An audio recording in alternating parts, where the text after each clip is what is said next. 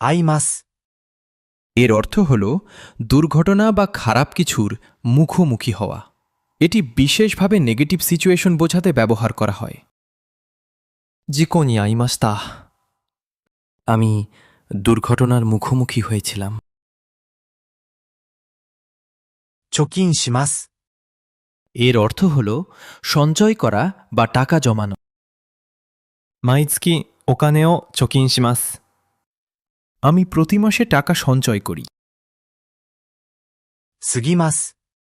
এর অর্থ হল পেরিয়ে যাওয়া বা অতিক্রম করা। এটি সময়, পরিমাণ বা সীমা এই সব কিছুতেই ব্যবহার করা যায়। এর মূল ধারণা হল কোনো কিছু একটি সীমা বা পয়েন্ট অতিক্রম করা। もう8時を過ぎました。 ইতিমধ্যে 8টা পেরিয়ে গেছে। 慣れます。 এর অর্থ হল অভ্যস্ত হওয়া বা মানিয়ে নেওয়া। 日本の生活に慣れました。 আমি জাপানের জীবনের সাথে মানিয়ে নিয়েছি। 腐ります。 এর অর্থ হল পচে যাওয়া বা নষ্ট হওয়া। この果物はすぐ腐ります。 এই ফলটা খুব দ্রুত পচে যায়। 剣道。 কেন্দো হল জাপানের একটি ঐতিহ্যবাহী মার্শাল আর্ট। এটি শুধু একটি লড়াইয়ের কৌশল নয়, বরং শৃঙ্খলা, মানসিক শক্তি এবং আত্মনিয়ন্ত্রণ শেখার একটি পথ। এই শব্দটি দুটি অংশ নিয়ে গঠিত। কেন মানে তলোয়ার এবং দো মানে পথ বা ডিসিপ্লিন। তাই কেন্দোয়ের আক্ষরিক অর্থ দাঁড়ায় তলোয়ারের পথ, যেখানে শুধু লড়াই নয় বরং চরিত্র গঠনও গুরুত্বপূর্ণ। কেন্দোতে সাধারণত বাঁশের তলোয়ার ব্যবহার করা হয় এবং প্রতিযোগিখানে নির্দিষ্ট নিয়ম মেনে আঘাত করতে হয়, যেমন মাথা, হাত বা শরীরের নির্দিষ্ট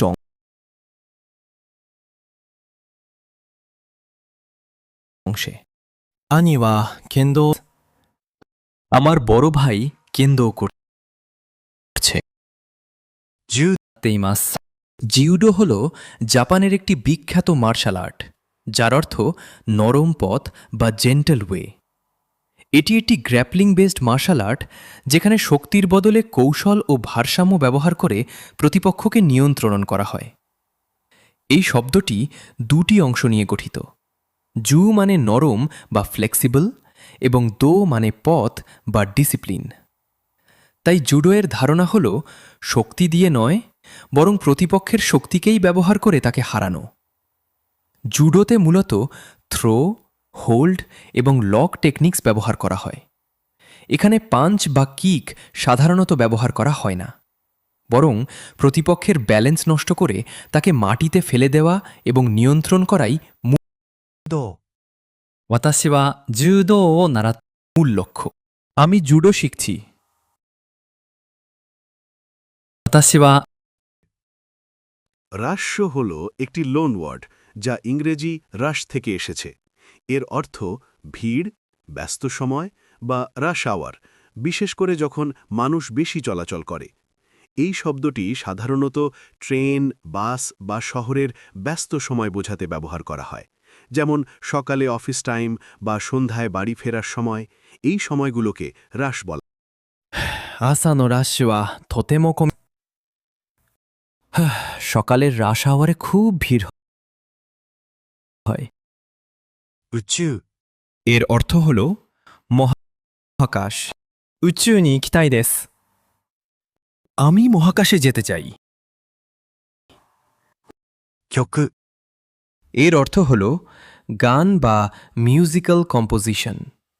এটি ব্যবহার করা হয় কোনো নির্দিষ্ট গান, সুর বা সঙ্গীতের টুকরো বলা যায়। 新しい曲を聴き আমি একটি নতুন গান শুনব। この頃。 এর অর্থ হল সম্প্রতি বা ইদানিং। この頃は忙しいです。 ইদানিং আমি ব্যস্ত আছি। やっと。 এর অর্থ হল শেষমেশ বা অবশেষে। 試験にやっと合格しました。 শেষমেশ আমি পরীক্ষায় পাশ করেছি। かなり。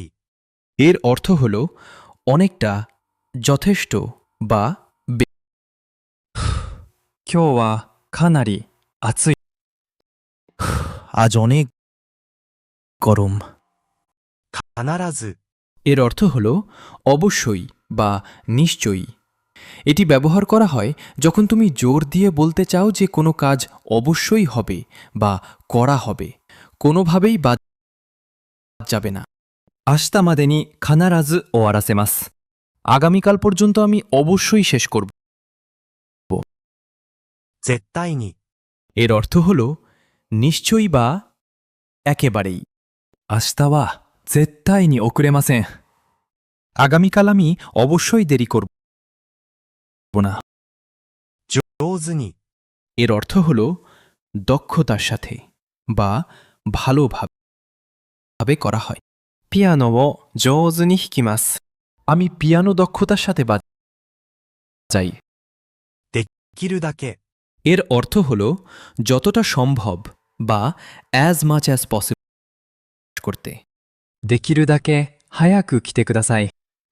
যতটা সম্ভব দ্রুত আসুন। ほとんど এটি ব্যবহার করা হয় যখন কোনো জিনিস বা ঘটনা প্রায় সম্পূর্ণ বা খুব কাছাকাছি বোঝাতে চাও। এর প্রধান দুইটি ইউসেজ আছে। এক, ইতিবাচক অর্থে, প্রায় সব বা প্রায়ই। দুই, নেতিবাচক অর্থে, প্রায় নেই বা খুব কমই। 仕事はほとんど終わっていません。 কাজ প্রায় কিছুই শেষ হয়নি। ショパン শোপান হল জাপানি উচ্চারণের মাধ্যমে লেখা ফ্রেডেরিক শোপ্যানের নাম। তিনি একজন বিখ্যাত পোলিশ মিউজিশিয়ান এবং কম্পোজার, বিশেষত পিয়ানো কম্পোজিশনসের জন্য পরিচিত।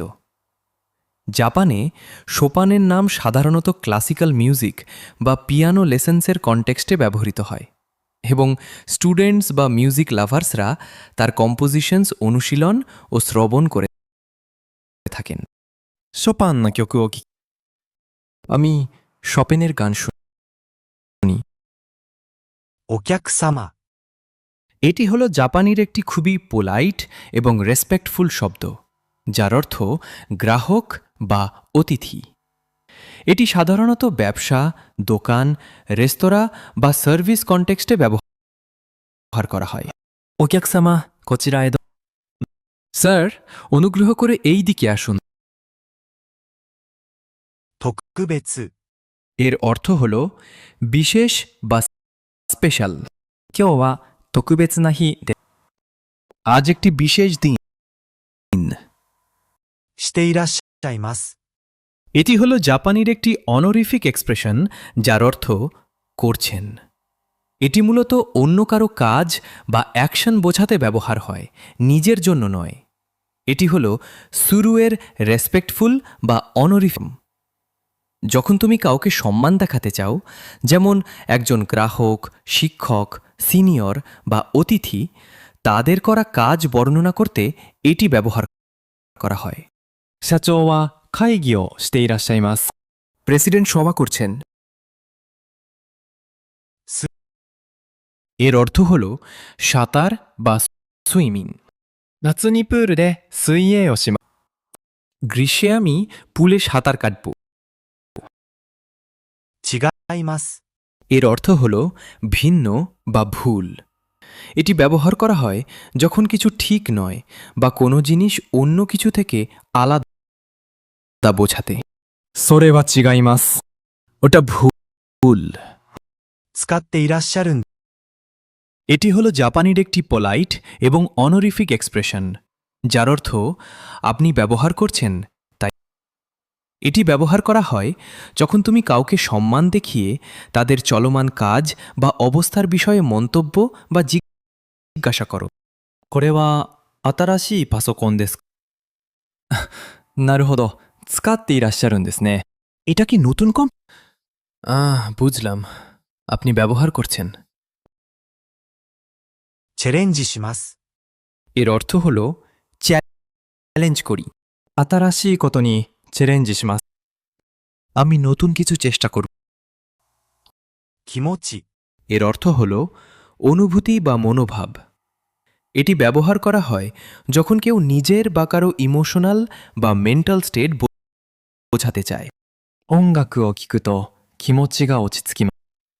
সঙ্গীত শুনলে মন শান্ত। 乗り物、 এর অর্থ হল যানবাহন বা ভিকল। 私は乗り物が好きです。 আমি যানবাহন পছন্দ করি। 世紀、 এর অর্থ হল শতাব্দী। এটি সময়ের বড় পরিসর বোঝাতে ব্যবহার করা হয়। 21世紀は技術が発達しています。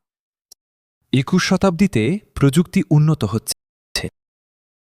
遠く、 এর অর্থ হল দূরে।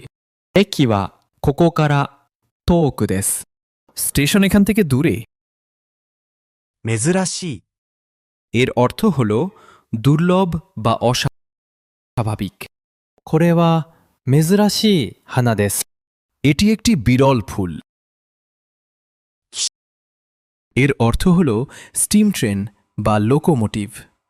ঐতিহাসিকভাবে এটি বিশেষ করে স্টিম পাওয়ার ট্রেন বোঝাতে ব্যবহার করা হতো। 昔は汽車で旅行しました。 আগে স্টিম ট্রেনে ভ্রমণ করা হতো। 汽船、 এর অর্থ হল স্টিম বোট। 昔は汽船で海を渡り、 আগে স্টিমবোটে সমুদ্র পার হতাম।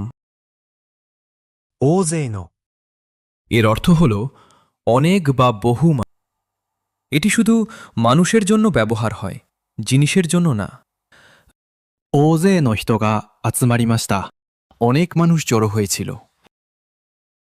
運びます、 এর অর্থ হল বহন করা বা নিয়ে যাওয়া। 荷物を運びます。 আমি মালপত্র বহন। 利用します、 এর অর্থ হল ব্যবহার করা। 図書館を利用します。 আমি লাইব্রেরি ব্যবহার করি। 漁します、 এর অর্থ হল মাছ ধরা। 海で漁、 আমি সমুদ্রে মাছ ধরি।